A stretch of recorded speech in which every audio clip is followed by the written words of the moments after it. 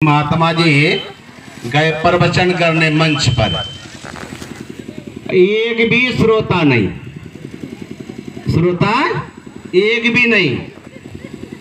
अब बाबा गए मंच पर, देखा एक भी श्रोता नहीं था। अब प्रवचन सुनाए तो किसको सुनाए?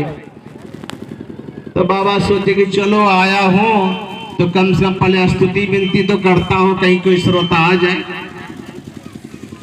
बाबा बैठ के स्तुति विनती किए तो एक भी श्रोता फिर भी नहीं आया। फिर सोचा पाठ कर लेता हूं, कहीं कोई श्रोता आ जाए। तो पाठ भी कर लिए, एक भी श्रोता नहीं। सोचा कि रात्रि हो गई, रात ही 8 साढ़े 8 बज गए। 6 बजे से शुरू किया था बेचारा भजन कीर्तन स्तुति प्रवचन। आवाज ठीक रखिएगा, ध्यान दीजिएगा। रात्रि जब 8:30 बज गया तो बाबा सोचने लगे, लगता है एक भी श्रोता ये गांव में आने वाले, अब आरती लगा देता हूं। अब आरती लगाने की जैसे बात हुई तो एक श्रोता पहुंच गए, एक श्रोता पहुंचा। तो कहते बाबा रुक जाइए, अभी आरती मत लगाइए, हम आए हैं सुनने के लिए सत्संग।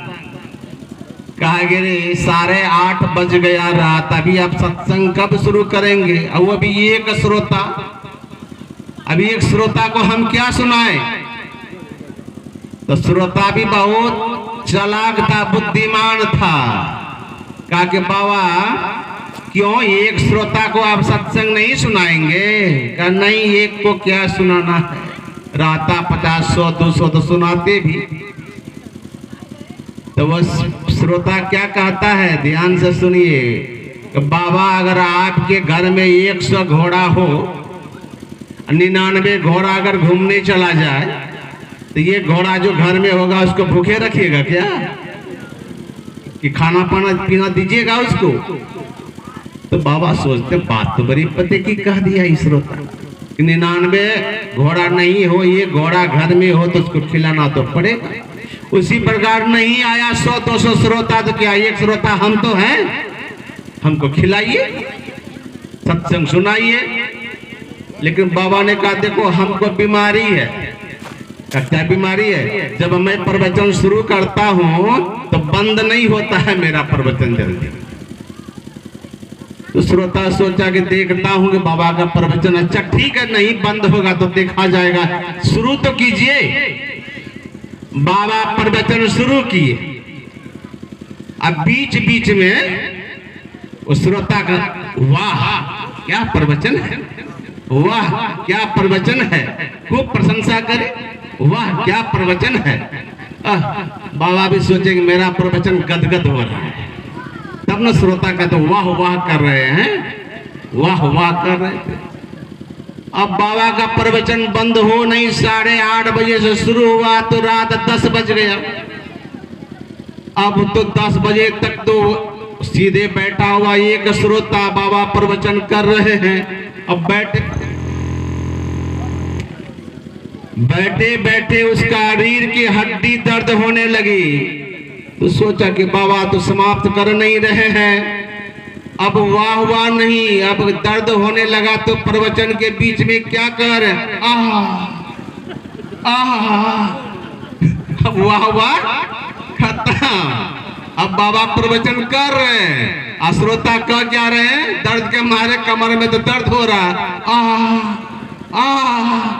तो बाबा सोचे कि चलो कुछ तो बोल रहा है, वाह नहीं बोले आहे सुन तो रहा है। लेकिन 10:30 बज गया फिर भी बाबा दम मारे ही नहीं, दे रहे प्रवचन, दे रहे प्रवचन। अब वो श्रोता भूख के मारे छटपट करने लगा, वाह न कुछ भी नहीं बोला, चुपचाप हो। अब पेट में भूख तो आवाज निकलेगी, धड़ाम से गिर गया। अब वाह न कुछ नहीं। तो बाबा सोचे रही न वाह न कुछ नहीं, बात क्या है? तो देखता कि बेहोश से पड़ गए। बाबा जी उठे, कमंडल से पानी उनी छिटा मारा, उठा के होश में लाया। का क्या हुआ जी? कहा कि हमने तो कहा था ना कि प्रवचन मत करवाओ हमसे, हमको बीमारी है। शुरू होता है तो बंद लेने का नाम नहीं होता। तो तुमने ही ना कहा था कि 99 घोड़ा घूमने जाएगा तो ये घोड़ा को घास नहीं खिलाइएगा, तो खाओ। तुम्हें खिला रहा था, तुम फिर बेहोश क्यों हो गया?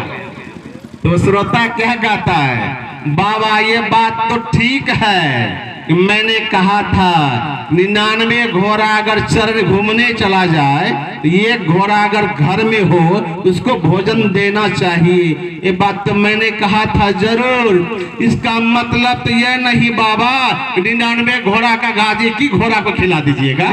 सदगुरु तो हमको बीमारी नहीं है जो हम 99 का घास आप ही को खिला दें।